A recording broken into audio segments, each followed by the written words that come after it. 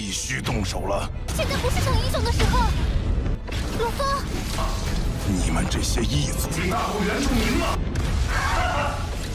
野心、欲望、贪婪，无法抹掉的是强者，一起去死吧！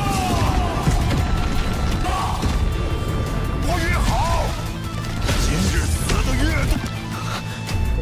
Halo kalian semua, selamat datang di channel Donghua Singkat. Bagaimana kabar kalian semua? Mimin harap kalian semua baik-baik saja. Dan pada video kali ini kita akan membawakan konten spoiler dari serial Donghua Soul Lesar episode ke-189, yang dimana pada cerita sebelumnya Lo-Fong bersama dengan rombongannya menyusup ke dalam dari ruangan utama Menara Pengorbanan, yang hal itu telah diketahui oleh para anggota ras Yanjin yang mengawasi Menara Pengorbanan itu. Dan para anggota ras Yanjin memiliki rencana untuk menghabisi Lo-Fong dan juga lainnya agar mereka bisa mendapatkan token kunci dari Menara Pengorbanan, agar mereka bisa membuka harta warisan dari klan mereka. Sedangkan untuk Lo-Fong, ia kemarin menemukan adanya 3 kotak harta yang diduga Lo-Fong bahwasanya itu merupakan harta warisan ras Yanjin, yang karena hal tersebut membuat Lo-Fong langsung diincar oleh para anggota musuh dan terjadilah pertarungan antara ke-6 orang tersebut, dan itu merupakan inti cerita pada cerita sebelumnya. Kalau gitu pun sekarang langsung saja kita masuk ke bagian cerita terbaru. Cerita ini berlanjut dengan Lo-Fong yang menghadapi Kaisar Lonceng Ungu, yang Kaisar Lonceng Ungu menyerang Lo-Fong menggunakan serangan apinya. Lo-Fong menghindari serangan itu dengan pergerakan dari serak travelnya, membuat Lo-Fong bisa memecah ruangan dan bisa menghindari serangan Kaisar Lonceng Ungu.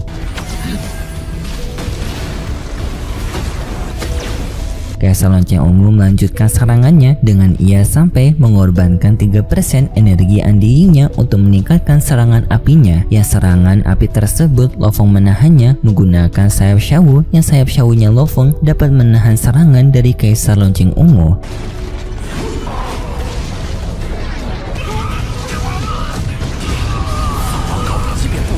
Yang hal ini pun seketika membuat semua orang menjadi kaget, baik pihaknya Lo-Fong maupun pihak musuh. Mereka kaget dengan pertahanannya Lo-Fong, karena dengan teknik pengorbanan undying biasanya memiliki serangan yang dapat menghancurkan tubuh lawan dari 10 sampai 20%. Tetapi Lo-Fong sama sekali tubuhnya tidak tergores setelah menerima serangan dari pengorbanan energi undying Kaisar Lonceng Ungu. Kaisar Cicangji menjadi sangat marah karena rekan-rekannya yang tidak berguna menghadapi Lo-Fong. Di sini pun ia menuntut hadiah yang lebih tinggi pada pertarungan ini sampai 70%, dan sedangkan Kaisar Lonceng Ungu mendapatkan 20% dan sedangkan Ciweka mendapatkan 10%. Walaupun menyakitkan, Ciweka dan Kaisar Lonceng Ungu setuju dengan Kaisar Cicangji karena mereka sadar mereka memang tidak memiliki kekuatan yang hebat untuk menghancurkan pertahanan Lo-Fong. Yang langsung pun Kaisar Cicangji melakukan sebuah serangan dengan ia membakar tubuh undyingnya untuk meningkatkan kekuatannya, yang hal itu seketika memberikan kekuatannya sangat besar kepada Kaisar Cicangji.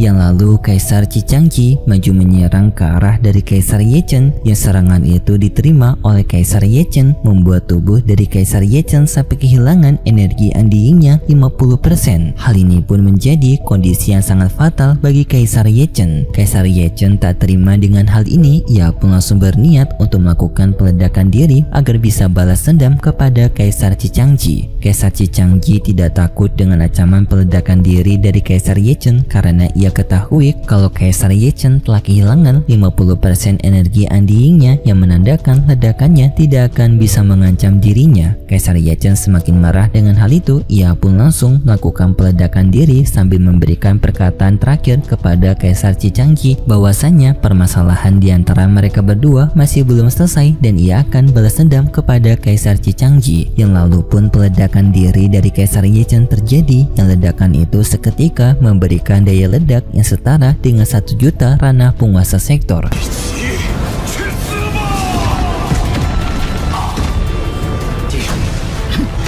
Changji dengan segera kabur dari ledakan tersebut, sedangkan untuk lainnya mereka mencoba untuk bertahan seperti CWK yang mencoba untuk menahan tubuhnya, tetapi CWK tidak berhasil yang mengakibatkan CWK tewas. Tetapi di bagian ini Mimin ingatkan bahwasanya di versi novel adanya perbedaan cerita, karena pada misi pertarungan ini sebenarnya CWK tidak ada, yang ada merupakan Kaisar Ice Blade, dan pada cerita versi novel ia tewas akibat ledakan dari Kaisar Ye Chen. Tetapi karena di versi Donghua Kaisar Ice Blade ini bukanlah Kaisar Ice Blade tetapi merupakan CWK, jadi kemungkinan besar akan adanya perbedaan cerita yang mungkin CWK selamat tetapi mungkin juga CWK tewas. Jadi pada bagian ini agak sedikit ambigu. Dan untuk lainnya seperti Kaisar Lonceng Ungu, ia juga terkena ledakan dari Kaisar Ye Chen membuat tubuhnya melemah. Tidak hanya itu, Kaisar Fantasi Bintang juga sedikit menerima ledakan dari Kaisar Ye Chen yang membuat tubuhnya juga ikut melemah. Dan sedangkan untuk Lo Feng, ia tidak mengalami luka berkat pertahanan dari sayap Xiaonya. Setelah ledakan tersebut, Lo Feng bersama Kaisar Fantasi Bintang merasa terpukul atas pengorbanan dari Kaisar Ye Chen. Tetapi Kaisar Fantasi Bintang menenangkan kepada Lo Feng bahwasanya Kaisar Ye Chen akan bisa dikembalikan dengan bantuan dari Rana Universe Master seperti penguasa kota Primal ataupun pendiri dari organisasi Battle X Colosseum. Sedangkan untuk Kaisar Lonceng Ungu, ia marah kepada Kaisar Cicangji karena Kaisar Cicangji yang telah memancing Kaisar Ye Chen untuk melakukan peledakan diri yang mengakibatkan rekan mereka CWK atau Kaisar Ice Blade tewas. Tetapi Kaisar Cicangji ia sama sekali tidak peduli dengan rekannya, ia justru merasa senang karena sekarang ia mendapatkan cincin penyimpanan dari Kaisar Ye Chen dan juga CWK yang membuat Kaisar Cicangji telah memiliki 2 token kunci dari menara pengorbanan Rasyanjin. Di sini juga Kaisar Lonceng Ungu mengetahui sebenarnya niatan dari Kaisar Cicangji memang memaksa kepada Kaisar Ye Chen untuk melakukan peledakan diri agar bisa menewaskan CWK agar ia bisa mendapatkan keuntungan harta yang lebih besar yang dilarang untuk menewaskan sesama anggota mereka. Jadi sebenarnya Kaisar Cicangji juga ingin berniat untuk menewaskan Kaisar Lonceng Ungu agar keuntungannya lebih besar lagi, tetapi ia tidak bisa untuk melakukannya secara langsung. Jadinya Kaisar Cicangji akan mencari kesempatan eksternal. Setelahnya pun Kaisar Cicangji bersama dengan Kaisar Lonceng Ungu mengejar Lo Feng, dan Lo Feng pun dengan segera kabur dari mereka berdua.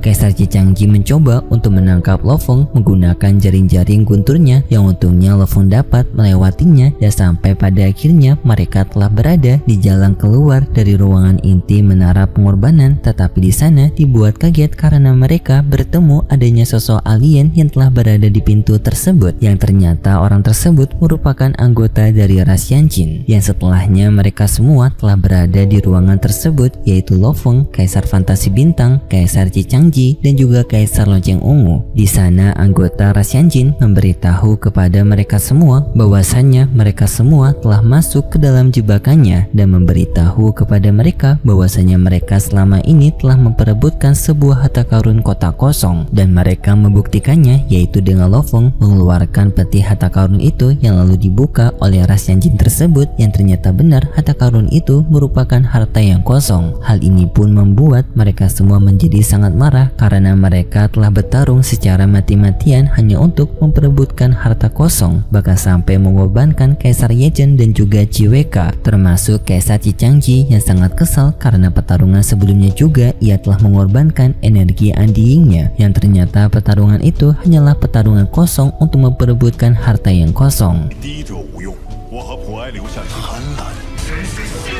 Tetapi Rasyanjin itu memberitahu mengenai ruangan harta sebenarnya yang menyimpan harta warisan dari Rasyanjin. Tetapi untuk bisa membuka ruangan harta warisan itu memerlukan 2 hal. Pertama adalah Rasyanjin, karena untuk bisa membuka ruangan warisan hanya bisa dilakukan oleh Rasyanjin, yaitu dirinya. Tetapi untuk bisa membuka pintu tersebut memerlukan kunci, yaitu token yang dimiliki oleh para anggota penyusup, yaitu Lo Feng dan juga lainnya. Jadi untuk bisa membuka ruangan warisan memerlukan dua hal ini. Jika kedua hal ini tidak ada, maka ruangan warisan tidak akan bisa dibuka. Seperti Lo Fong dan juga lainnya tidak akan bisa membuka ruangan warisan sebenarnya karena mereka bukan berasal dari ras Yanjin. Dan juga sebaliknya, ras Yanjin tidak akan bisa membuka warisan tersebut karena mereka yang tidak memiliki token kunci harta karun. Jadinya ras Yanjin itu memberikan tawaran kepada mereka untuk bekerja sama yang nantinya harta karun itu akan dibagi menjadi setengah-setengah. Kaisar Zhiqiangji tidak suka dengan tawaran tersebut. Ia justru mencoba untuk membuka ruangan warisan tersebut sendirian, yaitu dengan menyuruh kepada Kaisar Lonceng Ungu untuk membuka pintu warisan tersebut. Kaisar Lonceng Ungu mencobanya dengan ia mengotak-atik pintu tersebut menggunakan token kunci mereka, tetapi setelah banyak percobaan, Kaisar Lonceng Ungu gagal membuka pintu itu. Dan di sana ras Yanjin menertawakan mereka berdua dengan mengatakan, kalian berdua tidak akan bisa membuka pintu itu tanpa bantuanku. Kaisar Zhiqiangji menyerah dan percaya kepada anggota ras Yanjin, yaitu dengan ia menyerahkan token kunci kepada anggota ras Yanjin, yang setelahnya token kunci itu menyatu dengan anggota ras Yanjin tersebut, yang hal ini juga membuat para anggota ras Yanjin yang mengawasi mereka dari ruang kontrol merasa senang karena sekarang anggota ras Yanjin mereka telah berhasil menguasai menara pengorbanan ini, yang artinya menara pengorbanan ini telah berada di bawah kontrolnya. Setelahnya anggota ras Yanjin mencoba untuk membuka pintu warisan, tetapi ia masih gagal dan meminta kepada Kaisar Zhiqiangji untuk menyerahkan satu token lainnya karena membutuhkan dua token untuk membuka pintu warisan. Kaisar Zhiqiangji menurut dengan ia menyerahkan token lagi kepada ras Yanjin, yang setelahnya pun anggota ras Yanjin itu bisa membuka pintu warisan. Setelah pintu warisan terbuka, mereka di sana melihat adanya sebuah peti harta yang sangat besar. Dengan peti harta tersebut juga yang dikunci oleh 12 segel. Anggota ras Yanjin mencoba untuk merebut harta tersebut, tetapi Kaisar Zhiqiangji langsung mencegahnya dengan menghempaskan anggota ras Yanjin menggunakan kekuatannya. Dan di sana Kaisar Zhiqiangji mencoba untuk mengambil peti tersebut juga, tetapi ia tidak bisa karena peti itu yang disegel oleh sistem keamanan. Dan di sana ras Yanjin mengatakan bahwasanya peti itu hanya bisa diambil oleh anggota ras Yanjin saja. Kaisar Zhiqiangji menyuruh kepada anggota ras Yanjin tersebut untuk membuka peti itu, tetapi ras Yanjin menolaknya karena ia tahu jika ia membuka peti itu, maka setelahnya Kaisar Zhiqiangji akan menewaskan dirinya untuk mendapatkan harta karun di sana. Lo Fong bersama Kaisar Fantasi Bintang yang melihat situasi ini menyadari bahwasanya di antara Kaisar Zhiqiangji dan juga ras Yanjin akan segera terjadi pertarungan, dan di saat pertarungan itu terjadi, maka Lo Fong bersama Kaisar Fantasi Bintang akan mencoba untuk mengambil kesempatan. Tetapi di saat itu tiba-tiba saja ras Yanjin menutup gerbang harta karun yang membuat semua orang menjadi kaget karena mereka sadar mereka sekarang telah masuk ke dalam jebakan dari ras Yanjin. Dan di sana ras Yanjin memberitahu kepada semua orang mereka semua tidak akan bisa keluar dari ruangan harta ini terkecuali mereka menggunakan teleportasi dari negara dewa mereka. Tetapi orang-orang di sana tidak mau untuk menggunakan teleportasi negara dewa pergi meninggalkan tempat ini tanpa mereka mendapatkan harta karun, dan mereka juga tidak akan bisa untuk menjebol dinding di sana karena dinding tersebut terbuat dengan logam kelas G yang juga telah diperkuat oleh kekuatan dari ras Yanjin, membuat dinding itu mustahil untuk bisa dihancurkan bahkan bagi ranah dari universe vulnerable. Dan anggota ras Yanjin tersebut yang merupakan penetua ras Yanjin bernama Zhu Qika, ternyata ia berniat untuk melakukan peledakan diri di dalam ruangan harta, dan penetua ras Yanjin juga telah menyuruh kepada dua anggota lainnya dari ras Yanjin yang bernama Menbu dan juga Ladimo untuk mengambil token kunci ras Yanjin mereka yang telah ditinggalkan oleh penetua ras Yanjin mereka di luar dari pintu harta karun yang telah tertutup. Yang di sana kedua anggota ras Yanjin tersebut telah mendapatkan dua token kunci dari ras Yanjin mereka, dan di sana penetua ras Yanjin menyuruh kepada dua anggotanya untuk segera pergi mengamankan kunci token itu agar mereka bisa mengakses ruangan warisan. Jadi di sini penetua ras Yanjin memang dari awal berniat untuk mengorbankan dirinya sendiri agar bisa menjebak para anggota penyusup memasuki ruangan harta agar tidak bisa keluar dan meninggalkan dua kunci token yang telah ia ambil dari Kaisar Zhiqiangji sebelumnya yang ia tinggalkan untuk kedua anggota ras Yanjinnya. Dan sekarang penetua ras Yanjin ingin mengakhiri jalannya, yaitu dengan melakukan peledakan diri untuk menghancurkan para penyusup. Dan untuk ruangan harta yang menjadi jebakan ini memang merupakan ruangan harta, tetapi ruangan harta kedua, bukan ruangan harta ketiga yang merupakan warisan utama dari ras Yanjin. Dan di sana penetua ras Yanjin mengungkapkan kepada para penyusup bahwasanya ia sekarang hendak untuk melakukan peledakan diri agar bisa menewaskan mereka, yaitu para penyusup. Penetua ras Yanjin langsung meledakkan tubuhnya, yang ledakan itu pun langsung diterima oleh seluruh para anggota penyusup yang tidak bisa kabur maupun bersembunyi dari ledakan itu. Akibat ledakan tersebut, Lo Fong mengalami kerusakan pada tubuhnya sampai 80%, yang untungnya Lo Fong bisa kembali pulih berkat kekuatan dari sayap Shawu dan juga zirah generalnya. Sedangkan untuk Kaisar Cicangci, tubuhnya juga hancur, tetapi ia dapat memulihkan kembali tubuhnya dengan energi Undyingnya. Dan sedangkan untuk Kaisar Fantasi Bintang, mereka berdua mengalami luka yang lebih parah. Dan untuk kedua anggota ras Yanjin, yaitu Mebu dan juga Ladimo, mereka berdua menangis atas pengorbanan dari penetua mereka. Mereka sangat tak menyangka penetua mereka akan mengorbankan dirinya demi melanjutkan generasi dari ras Yanjin mereka. Tetapi untuk pembahasan konten spoiler sampai di sini dulu, karena menurut preview dari episode selanjutnya, Solestar hanya ditampilkan bagian-bagian sebatas ini saja. Dan jika pembahasannya masih belum selesai, kita akan lanjut di Donghua Master pada minggu depan hari Senin, yaitu pembahasan Donghuanya. Dan kalau gitu pun terima kasih buat kalian semua yang sudah menonton video ini sampai akhir. Jika kalian suka dengan video kali ini, bisa beri like serta subscribe, dan sampai jumpa di video selanjutnya. See ya. 必须动手了！现在不是逞英雄的时候。罗峰，你们这些异族，请大会原住民了！野心、欲望、贪婪、妄无，无法抹掉的是强者武力。